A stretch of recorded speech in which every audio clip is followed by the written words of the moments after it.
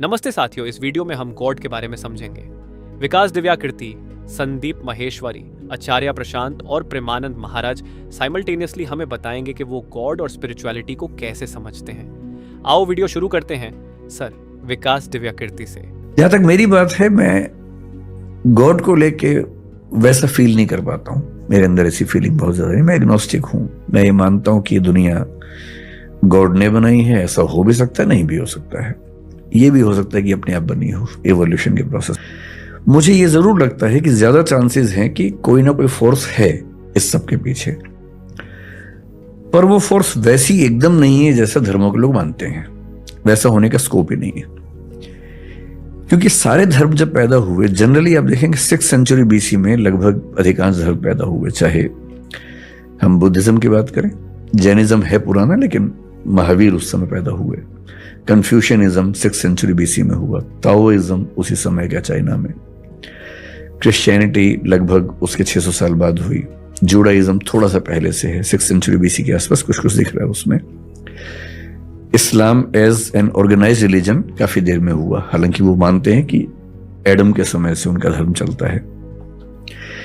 धर्मों का विकास, human being का जो कॉग्निटिव डेवलपमेंट है, जब हम पहली बार सोचने लगे, हम तो मतलब कई अरब साल का प्रोसेस है एवोल्यूशन का। लगभग 1400 करोड़ साल के आसपास का प्रोसेस है, जिसमें पहली बार सोचने वाली स्पीशीज जो बनी, हमारी सोचने का प्रोसेस 70,000 साल पहले शुरू हुआ है। सिर्फ 70,000 साल से हम सोच रहे हैं। उसके पहले सोचने की क्षमता नहीं थी, ब्रेन ऐसा नहीं था। पिछले 2,500 साल से फिलॉसफी चल रही है, यानी सोचने के भी शुरुआती 67,500 साल में फिलॉसफी नहीं है। जब पेट भरने लगा, नियोलिथिक रिवॉल्यूशन हुआ, खेती होने लगी, सेटलमेंट्स होने लगी, तो कई लोगों को पहली बार भरपूर सोचने का मौका मिला। तब उन्होंने सोचा कि ये सब कैसे बना होगा। इमेजिन किया कि ईश्वर ने बनाया होगा। लंबे समय के बाद इमेजिन किया। इंटरेस्टिंग है कि भारतीय परंपरा में विष्णु के 10 अवतारों में पहला मत्स्य अवतार है, मछली का, पानी के अंदर। एवोल्यूशनिज्म कह रहे कि पानी से ही शुरुआत हुई। पश्चिम में 6th सेंचुरी BC में पहला फिलोसोफर पैदा हुआ है, थेल्स नाम का। थेलीज बोलते हैं उसको कुछ लोग। वो क्या बोल रहा है कि दुनिया पानी से बनी है। ह्यूलिज्म बोलते हैं कि दुनिया पानी से बनी है। मैं जो कहना चाह रहा हूं कि ये सारी फिलोसफीज बहुत ज्यादा प्रभावित हैं इस संसार के अनुभवों से। जबकि सच ये है कि पूरे यूनिवर्स में, अगर मैं इस पूरी दीवार को यूनिवर्स मान लूं, तो जो हमारा पृथ्वी जो हमारी है ना, वो क्या मैं कहूं, एक मच्छर को भी 100 से डिवाइड कर देंगे उतना हिस्सा बनेगा। 1000 से डिवाइड कर। हाँ, इतनी छोटी पृथ्वी के कुछ 1000 साल के अनुभवों से हमने थियरीज बना ली हैं बड़ी बड़ी, कि भगवान, अल्लाह, गॉड। और आप देखेंगे बाइबल में, क्रिश्चियनिटी में ये माना गया कि ईश्वर ने पृथ्वी बनाई, एडम के लिए बनाई। और बाइबल ये मानती है कि पृथ्वी केंद्र में है, सूर्य चक्कर काट रहा है।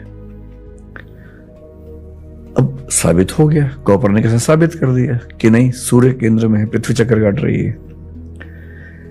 तो जिन जमीनों पर सारे धर्म खड़े हुए हैं, वो जमीनें बहुत कमजोर हैं, भुरभुरी हैं, क्योंकि वो केवल ह्यूमन बीइंग्स के एक्सपीरियंस के बेस पे बनाए गए। और इस ब्रह्मांड में हमारी दुनिया मतलब एक मच्छर का भी 100वां हिस्सा, 1000वां हिस्सा है। क्या पता कितनी गैलेक्सीज में कितनी दुनियाएं चल रही हो। कुछ हमसे आगे, कुछ हमसे पीछे।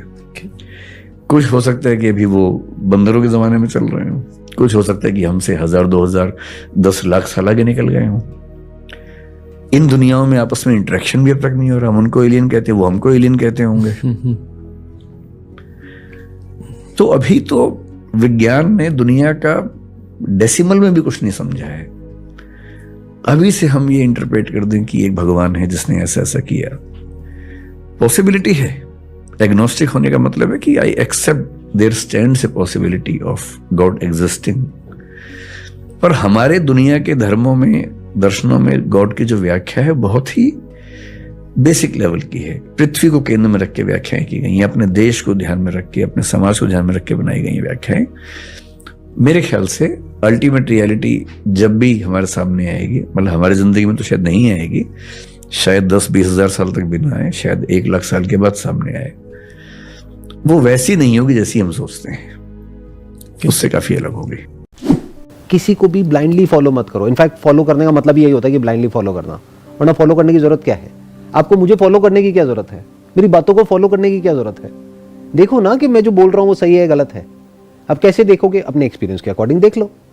तो जब अपने आप से क्वेश्चन पूछोगे हु एम आई, मैं कौन हूं, ये दुनिया क्या है, भगवान क्या है, तो आपको बहुत सारी बुक्स मिलेंगी, बहुत सारी वीडियोस मिलेंगी, बहुत सारे ऐसे लोग मिलेंगे, उसमें से छटाई करनी होती है। जैसे एक कोयले की खान में से हीरा निकलता है, 99% जो इंफॉर्मेशन होगी वो बायस्ड होगी। वहां पे पीछे कहीं ना कहीं कोई ना कोई किसी ना किसी का हिडन मोटिव होगा, वो आपको कुछ ना कुछ बेचेंगे। तो आपको कहीं कुछ मिला, कोई नई इंफॉर्मेशन मिली, एक नई तरह की वे ऑफ थिंकिंग मिली, एक तरीका मिला कि सोचते कैसे हैं। आपको सोच नहीं चाहिए, सोच मतलब क्या? इंफॉर्मेशन। आपको सोचने का तरीका चाहिए। तो आपको ऐसे कुछ लोगों के कांटेक्ट में आना होगा जिनका सोचने का तरीका in line with the truth है, जो फालतू की बातें नहीं करते हैं, एक भी ऐसी बात नहीं करते हैं जो आपके एक्सपीरियंस से कनेक्ट नहीं होती है। और वहां पर भी आपके अंदर इतनी इंटेलिजेंस होनी चाहिए कि आपको समझ हो कि एक पर्सन नहीं होता है। लोगों में नहीं है ये समझ।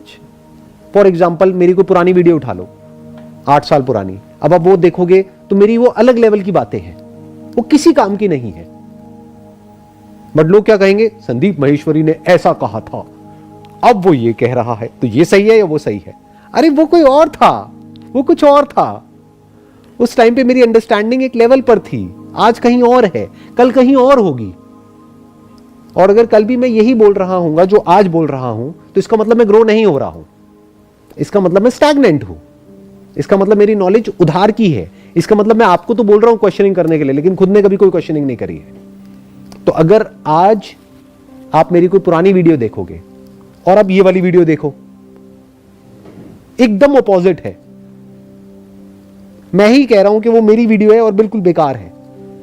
जैसे एक एक्टर बोलता है कि वो 20 साल पहले मैंने फिल्म करी थी, बिल्कुल बेकार एक्टिंग थी उसमें। आज जो मैं कर रहा हूं अच्छी है, बट आई एम श्योर कि अभी और अच्छी हो सकती है। वही तो एक्चुअल में ग्रो कर रहा है। अगर वो एक्टर आज कह रहा है कि वो 20 साल पहले मैंने करी थी और वो मेरी बेस्ट परफॉर्मेंस थी, तो उससे पूछो, अरे गधे तूने 20 साल में किया क्या? आप समझे मेरी बात? तो आप किसको फॉलो करोगे? अगर आप किसी एक पर्सन को फॉलो करोगे तो आप कंफ्यूज हो जाओगे। 2 पर्सन की तो बात ही छोड़ दो, वहां तो पूरी तरह से हिल जाओगे। एक ही पर्सन की 2 वीडियोस देखोगे, एक 8 साल पुरानी, एक ये वाली, पूरी तरह से दिमाग फट जाएगा। कहोगे क्या हो रहा है? वहां पर कोई और बात करी जा रही है, यहां पे कोई और बात करी जा रही है, अब मैं क्या करूं? देखो कौन सी बात एक्चुअल में आपके एक्सपीरियंस से कनेक्ट हो रही है। Sir, is this question really relevant? Who am I? जानवरों के लिए रेलेवेंट नहीं है। वो लोग जो जानवरों की तरह जीते हैं उनके लिए रेलेवेंट नहीं है। वो लोग जो रोबोट्स की तरह हैं उनके लिए रेलेवेंट नहीं है। वो लोग जो मैकेनिकल हैं उनके लिए रेलेवेंट नहीं है, यानी एक पैटर्न में घूम रहे हैं, कंडीशनड है, ज़ॉम्बीज़ की तरह बस एक्ट करते चले जा रहे हैं, कभी उनके माइंड में कोई डाउट नहीं आता है, कोई क्वेश्चन नहीं आता है, उनके लिए नहीं है। बट अगर कोई एक्चुअल में इंसान है, इंसान होने का मतलब क्या है कि जो क्वेश्चंस पूछे। जैसे बचपन में हर कोई क्वेश्चन पूछता है, इंसान के बच्चे क्वेश्चन पूछते हैं, फिर उनको बचपन में ही उनका मुंह बंद करा दिया जाता है कि फालतू के क्वेश्चंस मत पूछो। क्यों? क्योंकि उनके पास जवाब ही नहीं है। उनका भी किसी ने मुंह बंद करा दिया था बोल करके कि फालतू के क्वेश्चंस मत पूछो।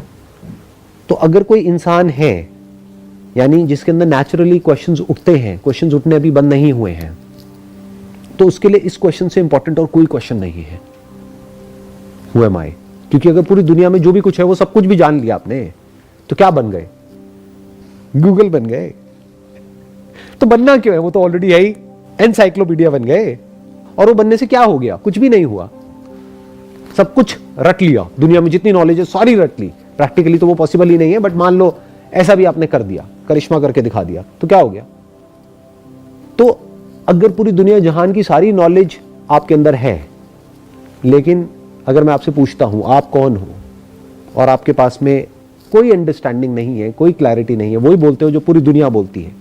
दुनिया में जो 700 करोड़ लोग बोलते हैं वही आप बोलते हो, मैं ये हूं, मैं वो हूं, मैं वो हूं, मैं वो हूं। तो समझ जाओ वो किसी काम की नहीं है वो knowledge. Then you are more like an AI robot, artificial intelligence, second hand intelligence, second hand knowledge के बेस पे हम ऑपरेट कर रहे हैं। रियल कुछ भी नहीं है हमारे अंदर। सर जैसे व्हाट इज गॉड से सेशन स्टार्ट हुआ था, तो सर बेसिकली ये कह सकते हैं कि जब तक अगर आप ये नहीं जान पाएंगे हु एम आई, तब तक आप ये बात को जान ही नहीं पाएंगे व्हाट इज गॉड। एग्जैक्टली। जब तक आप ये नहीं जान पाओगे कि आप क्या हो, तब तक आप ये नहीं जान सकते कि भगवान क्या है। धर्म के आधार पर मैं पूछना चाहता हूं कि क्या आप भगवान में मानते हैं? देखिए, मुझसे आगे कोई है। मैं छोटा हूँ, मैं एक सीमित व्यक्तित्व हूँ, मेरी सोच सीमित है, मेरा शरीर सीमित है और मेरा जीवन काल सीमित। तो मुझसे आगे कुछ है, ये निसंदेह सत्य है। क्योंकि इतना सा ही अगर जीवन है तो फिर उसको जीने से फायदा नहीं, उसके आगे कुछ होना चाहिए, होके रहेगा। तो आप मानते हो कि कुछ आगे है? मुझसे आगे कुछ है, लेकिन उसमें जो आपको साथ में कुछ हल्ला कैवियट जोड़ना जरूरी है, वो ये है कि मुझसे आगे जो है मेरी कल्पना नहीं होना चाहिए। अच्छा, तो आपकी जो भी आगे है आप उसे इमेजिन नहीं कर सकते? आगे जो है उसके बारे में अगर कुछ भी बोला तो फिर वो बेचारा आगे रह ही नहीं गया, क्योंकि आपने अपनी इमेजिनेशन अपनी इमेजिनेशन और अपना सब कुछ उसमें लगा दिया। तो मुझसे आगे निस्संदेह कुछ है, लेकिन वो जो कुछ है उसके बारे में अगर मैंने कुछ भी बोल दिया तो बड़ी गड़बड़ हो जाएगी। इसलिए ऋषियों ने बार बार समझाया था कि आत्मा के बारे में कुछ मत बोलो, कुछ मत बोलो। बड़ी मुश्किल से उन्होंने ऐसे दिल पे हाथ रख के ये नाम ही दे दिया आत्मा, ये बहुत बड़ी बात है। उसके आगे वो बार बार बोलते थे कि अचिंत्य है, अकल्प्य है, वाणी उस तक जा नहीं सकती, कान उसको सुन नहीं सकते, मन और बुद्धि उसे खोजने जाते हैं तो असफल होकर वापस आ जाते हैं। तो मुझसे आगे जो है वो बियॉन्ड माई माइंड होना चाहिए, बियॉन्ड माई इंटेलेक्ट होना चाहिए। ठीक है, अगर मैंने अपने भगवान की रचना अपने हिसाब से कर ली है तो वो तो फिर मैं अपनी ही पूजा कर रहा हूँ ना। ये ऐसी सी बात है, मैं यहाँ पर एक पेंटिंग बना दूं, मैं एक पेंटर हूँ, चित्रकार, मैंने यहाँ पर अपने हिसाब से एक बना ली, वो बड़ी खूबसूरत बन गई और मैं उसके प्रेम में पड़ गया। ये मैं किसके प्रेम में पड़ गया? ये तो मैं अपनी ही चीज के, माने क्रिएशन के, एक तरह से मैं अपने ही प्रेम में पड़ रहा हूँ। ये नार्सिसिज्म हो गया ना, आत्मरति हो गई है। सही बात है कि अपनी ही चीज के प्रेम। और इसी तरीके से मैं एक बहुत खौफनाक पेंटिंग बना सकता हूँ और रात में मैं उठा, ऐसे नींद से उठा, अपनी पेंटिंग को देखा और बेहोश होकर गिर गया। तुम किससे डर गए? तुम तो खुद से ही डर गए, कोई बाहर वाला थोड़ी डराने आया तुमको। तो इमेजिनेशन से बचना हो। पर बाकी जो रिलीजन्स एग्जिस्ट करते हैं आज के दिन दुनिया में, हिंदुइज्म, इस्लाम, क्रिश्चियनिटी और अफ्रीका में जो रिलीजन्स हैं, वो इस कॉन्टेक्स्ट में कहाँ फिट बैठते हैं आपकी राय में? देखिए सबने यही कहा है। कोई भी, अगर दिक्कत ये होती है लोग अपने जो मूल और शीर्ष ग्रंथ हैं उनको पढ़ते नहीं हैं। अगर आप पढ़ेंगे, सबने यही कहा है कि वो जो है वो तुमसे बहुत आगे का है। और आगे का उस तरीके से नहीं है कि जैसे रेस में कोई तुमसे आगे निकला होता है, या किसी के पास तुमसे ज़्यादा पैसा होता है, या किसी के पास तुमसे ज़्यादा बुद्धि होती है। वो तुमसे इस कदर आगे है कि तुमने उसके बारे में अगर विचार भी कर लिया तो ये बात अधार्मिक हो गई। तुमने उसको नाम दे दिए, ये तुमने कोई बड़ा अच्छा काम नहीं कर दिया। अच्छा, तुमने उसके बारे में सोचना शुरू कर दिया और अपनी कल्पना को विस्तार दे करके कितनी कहानियां, ये वो ऐसा हुआ वैसा, और तुमने अगर उसको इंसान जैसा बना दिया, तब तो ये तुमने क्या कर डाला, क्या कर डाला। तुम खुद अपने होने से संतुष्ट नहीं हो, तुम जैसे हो इससे तुम्हें ही कोई लाभ नहीं हो रहा, और तुमने अपना जो पूज्य था उसको भी अपने ही जैसा बना डाला, तो अब तुम्हें लाभ कैसे होगा? और अध्यात्म तो इसीलिए ताकि तुम्हें दुख से मुक्ति मिले। अब तुम्हें दुख से मुक्ति कैसे मिलेगी अगर तुम्हारा डॉक्टर तुम्हारे ही जैसा है? महाराज जी, अक्सर सुनने को मिलता है कि भगवान को मानने वाले लोगों को अंधविश्वासी कहा जाता है। महाराज जी, ऐसा? तो बढ़िया, कहने तो क्या फर्क पड़ता है भाई। जो भगवान के मार्ग में चलते हैं उनको संसारी लोग पागल कहते हैं। देखो, सुंदर भोगों को छोड़कर सब ऐसे, और जो भोगों में लगे हुए हैं भक्त जल पागल कहते हैं। वे कहते कि कबाड़ बटोर रहे हो, मरने के बाद तुम्हें हाथ में कुछ नहीं लगने वाला, पूरा जीवन जो भोग रहे हो कुछ नहीं है, पागल हो तुम। अगर भगवान का नाम जप नहीं करते हो, भगवान की भक्ति नहीं करते हो, तो जिन हरि भगत हृदय नहीं आनी, जीवित सौ समानते प्राणी, कुछ तुम्हारे हाथ तो रहेगा नहीं, पागल तो है ही हो, कबाड़ बटोर रहे हो। अच्छा, वो कबाड़ को सही मानने वाले वो भक्तों को पागल कहते हैं कि बेमतलब में रात दिन कष्ट सहते, माला चलाते, और यार देखो दुल्हन है, लड़का बच्चा है, मौज मस्ती से, वो उनको पागल कहते हैं। और वो उनको पागल कहते हैं तो वो अपनी जगह ठीक है, तुम अपनी जगह ठीक हो। अंधविश्वास किस बात का अंधविश्वास? बेटा है तो बाप तो होगा ही, बेटा है तो बाप तो होगा ही। अब इसका परिचय तो मां ही जानती है कि बाप कौन है, दूसरा तो नहीं बता सकता ना। तो ऐसे ही इसका परिचय तो सदगुरु बता सकते हैं कि प्रकृति है तो परमात्मा है, प्रकृति है तो परमात्मा है। सदगुरु ही जो ज्ञान रूपी मां है वही बता सकती है कि इस संपूर्ण जगत का पिता कौन है। प्रकृति है ना, प्रकृति है। अगर चित्रपट है तो कोई रचना करने वाला है ना, कृति है तो कृति करने वाला कोई है ना, चित्रकार कोई है ना। कितनी सुंदर प्रकृति है। देखो ये रचना देखो, अगर किसी की नाक यहां होती, किसी की नाक यहां होती, फिर अलग अलग पहचाना जाता कि ये शिव कुमार, ये राम कुमार, ये कृष्ण कुमार। बोले कृष्ण कुमार की क्यों पहचाने गए? बोले इनकी नाक यहां लगी थी इसलिए इनका नाम। लेकिन सबकी नाक नियत स्थान पे है। भारत के 140 करोड़ जनता है? सब अलग अलग पहचाने जा सकते हैं? नहीं पहचाने जा। देखो कैसी कृति है उसकी यार। अगर अपने को 100 लोग रचना करने की बात कही जाए कि 100 चित्र बनाओ, लेकिन आंख और नाक और मुंह सब एक जगह हो, और तो पहचान में फिर गड़बड़ हो जाएगी। 100 में 50 मिल जाएंगे कि भाई देखो तुमने बनाया तो, पर 10-5 तो बदल बदल के बने, लेकिन फिर सब ऐसे आ गए। केवल हम भारत की कह रहे हैं, 140 करोड़ जनता और सबकी अलग पहचान है, और सबकी आंख आंख की जगह, नाक नाक की जगह, मुंह की मुंह की जगह। ये कितना बड़ा वो चित्रकार है, कितना बड़ा जादूगर है यार। देखो ना कितना बड़ा, कैसी सृष्टि रची हुई। तो इसका रचना वाला रचनाकार तो है ही ना कोई, उसी को परमात्मा कहते हैं। जिसकी इच्छा से संपूर्ण सृष्टि का संचालन हो रहा है। कोई मरना नहीं चाहता फिर भी मर जाता है, कोई दुखी होना नहीं चाहता फिर भी दुखी हो रहा है। जिसकी इच्छा से सृष्टि का संचालन हो रहा है, जन्म मरण हो रहा है, नाना प्रकार के खेल हो रहे हैं, उसी का नाम परमात्मा है। तो अंधविश्वास कहां है? अब राष्ट्रपति को ना देखे तो फिर कोई कहे कि राष्ट्रपति के प्रति अंधविश्वास। कहां राष्ट्रपति? तो जाओ, राष्ट्रपति है, अपनी योग्यता साबित करो तो मिल जाएंगे, वो मिला लेंगे, है ना। राष्ट्रपति प्रधानमंत्री है ना। ऐसे ही यहां पूरा सिस्टम है। धन विभाग कुबेर जी, जल विभाग वरुण देवता जी, अग्नि विभाग अग्नि देवता जी, वायु विभाग वायु देवता जी। पूरे इन सब का विभाग का जो प्रधान है वो देवराज इंद्र। इसके ऊपर जो बैठे प्रजापति, छोटे छोटे बड़े, फिर सबसे बड़े प्रजापति पितामह ब्रह्मा, और फिर ब्रह्मा का भी जो बाप है उनको पैदा किए नाभ कमल से ब्रह्मा, वो है प्रभु। अब अंधविश्वास किस बात का है कि भाई हम देखा नहीं, जाना नहीं, समझा नहीं, हम चल रहे? ऐसा नहीं है। तुम्हारी आंखें अंधी हैं, तुम ना देख पाओ तो है क्या है? वही है। जब कोई पधार जाता है तो कौन पधारता है? शरीर तो वही रहता है जिसको तुम पति मान रहे थे, पुत्र मान रहे थे, पत्नी मान रहे थे। कौन पधार गया? बोले वो पधार गए। कौन? अरे बोले राम कुमार। नहीं, राम कुमार तो शरीर का संबोधन किया गया था। कौन था अंदर? वो अंदर वाले तो नहीं जानते। ये बताओ कौन था अंदर? तो आप कहेंगे जीव। तो जीव है कौन? परमात्मा का अंश। तो अंश का मतलब क्या है? बोले पूर्ण का अंश पूर्ण होता है, तो उससे तो परिचय बनाया नहीं था। अंधविश्वास कहां? वो तो है। हम सब उसकी संतान है। देखो हमारा पिता अविनाशी है, तो मरने से सब कोई बचना चाहता है। मरने से बचना चाहता है ना सब कोई, क्योंकि वो पिता अविनाशी है, तो हम अंश अविनाशी है, तो हमारी वृत्ति अविनाशी आती है कि मेरा विनाश ना हो, पर शरीर को लेके, इसलिए गड़बड़ है। देखो हमारा पिता सुख सिंधु है, तो हम सबके अंदर सुख की चाह, केवल सुख की चाह खोजो। दुख की चाह किसी के अंदर नहीं, सुख की, पर कर्म ऐसे बन रहे जिससे दुख भोगना पड़ रहा है।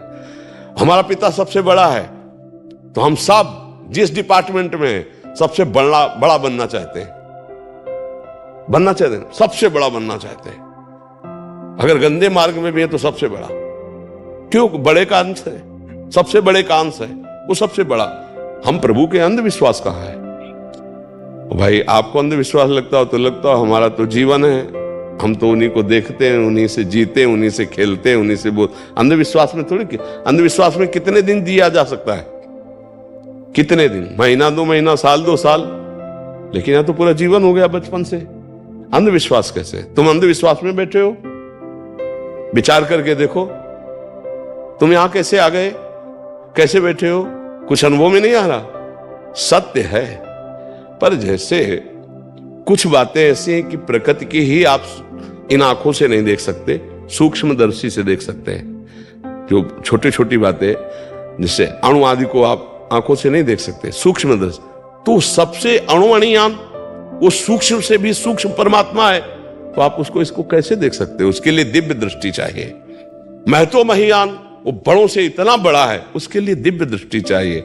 अर्जुन साथ खेल रहे हैं भगवान के, पर क्या जान पा रहे थे कि इतना विराट है ये कृष्ण? जब दिव्य दृष्टि दी तो कांपने लगे महाराज विराट रूप देखकर। है ना, ये अंधविश्वास का खेल थोड़ी, वो है। चाहे जितनी बातें बनाओ, बाल्यावस्था से जवानी आई, तारीख बताओ, जवानी कब गई, बुढ़ापा आया बताओ, और कब मरोगे बताओ। अरे उसका विधान चल रहा है ना, कोई विधान। मरना नहीं चाहते, यदि कोई नहीं है तो कैसे मर रहे हो? बड़े डॉक्टर हैं, बड़ी औषधियां हैं, है एक विधान रचता। तो जब विधान रचने वाला है विधाता, तो है कोई। जिसे तुम कोई कहते हो, उसे संत जनों ने पाया, जाना, तभी यहां तुम बैठे हो, बातें बनाने से नहीं बैठे हो। अगर आपको इस वीडियो से वैल्यू ऐड हुई है तो वीडियो को लाइक कर दीजिए। मिलते हैं अगली वीडियो में। नमस्ते दोस्तों।